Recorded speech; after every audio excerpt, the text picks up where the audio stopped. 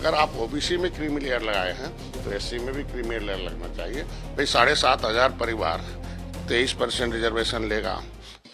एक सवाल है मेरा कि जो मछली बनी वहाँ रामनिहाल निषाद ने मछली बनाई, क्या ये ठीक था? और अब दूसरा सवाल ये है कि बीजेपी इसको लेकर सियासत कर रही है।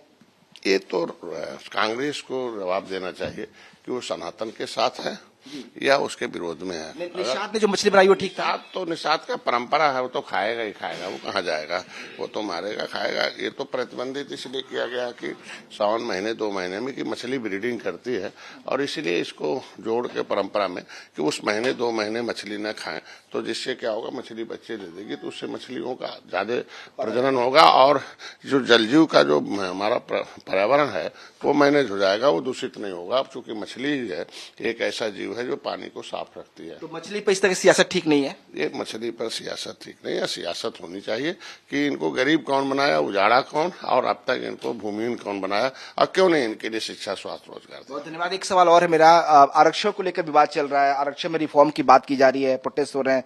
बीजेपी के मंत्री ब्रजेश पाठक, उन्होंने भी मुलाकात की थी, उनसे कहा था कि हम बीच का रास्ता निकालेंगे। आपकी राय क्या है आरक्षण को लेकर? जो रिफॉर्म की बात हो रही है, आर्थिक आधार पर चर्चा होनी चाहिए और इस बात की चर्चा होनी चाहिए कि फंडामेंटल राइट में 10 साल के अंदर आरक्षण देकर लोगों को विकास की मुख्यधारा में लाना था। तो ये पूरे के पूरे जो आरक्षण है, जो एससी का आरक्षण, ओबीसी का आरक्षण है, वो क्यों कुछ ही परिवारों के अंदर कैद कैसे हो गया और लोगों को क्यों नहीं मिला? आरक्षण एक अवसर प्रदान किया जा रहा है। लिखा संविधान में लिखा है, inadequate representation of the society in the system is called reserve. उतना सिस्टम में उतना रिजर्व कर दिया जाए, वो अगर उसका रिप्रेजेंटेशन है। रिप्रेजेंटेशन के लिए लिखा है डिफिनीशन कि जिस समाज पर अन्याय, धोखेबाजी, षड्यंत्र हो रहा हो, उस समाज को पता न हो, वो न जानता उसे जनता जान जाए नेता है, और जो उसकी टेबल पर लड़ाई लड़कर उसको रिप्रेजेंटेशन, उसका काम लड़ाई लड़े, उसका नाम नेतृत्व करता। तो ये जो सर्विस में बैठे लोग हैं, चाहे वो पछड़ी जाति के, अनुसूचित जाति, उनके न नाम से न उनके बाप के नाम से वो रिजर्व है, उस समुदाय के नाम से रिजर्व है। तो नौकरी करने वाले जो है उसपे वो उस रिप्रेजेंटेटिव के रूप में नौकरी कर रहे हैं और वो पैसा अपने पेट पाल रहे हैं। रिप्रेजेंटेटिव का मतलब है जो तनख्वाह पा रहे थे वो उस समुदाय के शिक्षा, स्वास्थ्य, रोजगार के लिए खर्च करें, उनको भी विकास की मुद्दा। आर्थिक आधार पर होना चाहिए क्या आरक्षण में? अगर आप ओबीसी में क्रीमी लेयर लगाए हैं तो एससी में भी क्रीमी लेयर लगना चाहिए। भाई 7,500 परिवार 23% रिजर्वेशन लेगा, 7,500 परिवार ओबीसी का रिजर्वेशन लेगा, 28 लाख नौकरी उत्तर प्रदेश में है। मान लीजिए हम देश की तो करोड़ों है, हम उत्तर प्रदेश की एक बात करते हैं, तो 28 लाख नौकरी 50,000 से लेकर 5 लाख है, तो कितना अरब रुपए हो गया बताइए? 56 अरब रुपए हो गए ना। 56 अरब रुपए जनता कमा के दे रही तनख्वाह इन लोगों को।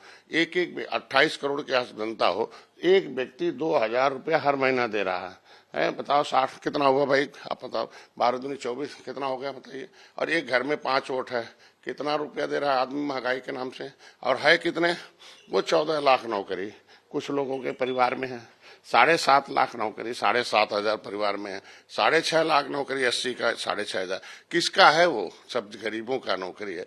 गरीब खाली देगा, टैक्स देगा, इनके घर में ही नौकरी होगा और लोगों को होगा, रिक्शा वाले को, झोपड़ी वाले को मिलेगा।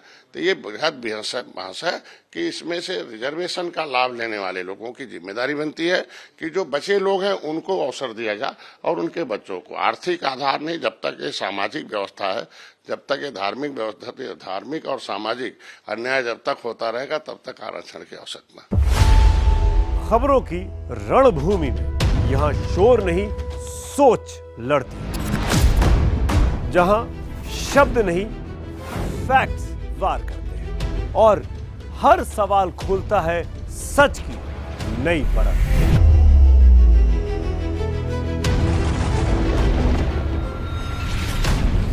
चक्रव्यूह आपके अपने सुमित अवस्थी के साथ सोमवार से शुक्रवार शाम 6:57 पर टाइम्स नाउ नव भारत पर।